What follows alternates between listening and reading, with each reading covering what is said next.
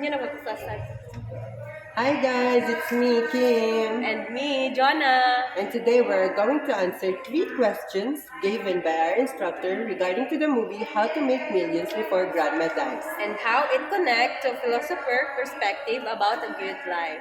So, the question number 1, friend, is how does the movie How to Make Millions Before Grandma Dies show the idea of a good life?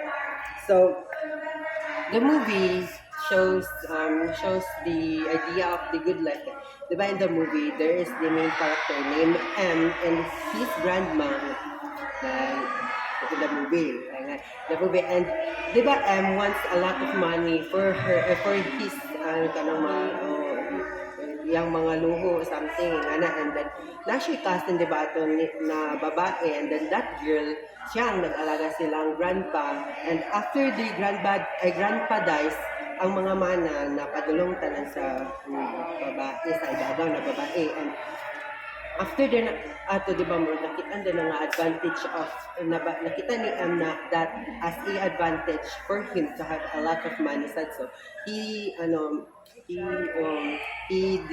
decide na siya ang mag-alaga siyang lola, kay since nabalaan po niya ngayon lola na ay sakit na cancer and malubha na, and Warin to, murag pagka, while kapalangga siya siyang lola, murag na realize niya nga, dili niya need og money, he needs connection, and that connection, kanang murag nagpa-realize ito siya nga, dili niya kinahanglan o kanang murag daghan na kwarta kay. Ang what matter most is yung relationship with his family. That's correct. And the film uses irony and explore themes of mortality, ultimately suggesting that a good life is defined not by wealth, but by meaningful connections and experiences. Yes.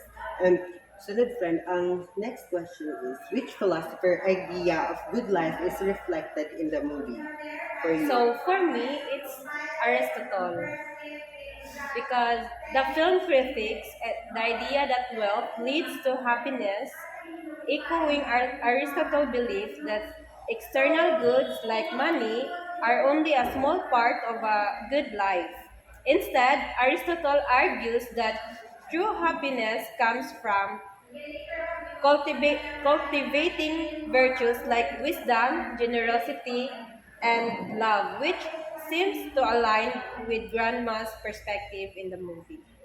And for me, friend, murag ang philosopher's perspective nga ako ang gakasi in the movie is it's Socrates' perspective. Socrates argued man good na in order to have a good life, you don't need wealth. You need moral connection or moral improvement. So, like in the movie, diba, M realized that he does not need money. He needs connection with his family, which is his grandma and his mother, di ba? Napad yung mother that was. And the last question is, what does a good life mean to you personally? Ano dahil? Which philosophers' viewpoints align with your definition of a good life and why?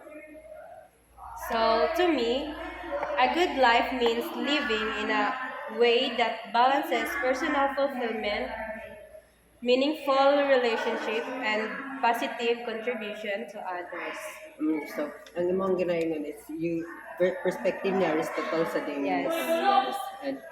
And for me, ang ako sa this perspective sa ni Socrates kay same sa akong answer first in the second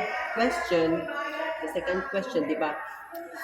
Ako ang viewpoint of life is more on connection. So, nag-spila kong tarong for my family. So, I need connection na kanang bitang makahelp ko sila kasi love ka na ka sila. And mo po na ang perspective ni Socrates ato, di ba? Dili daw need of wealthiness in life. It needs moral improvement. So, ang ako love na ko akong family. Balag wag kinaon sa mis kinabuhi. So, thank you for watching.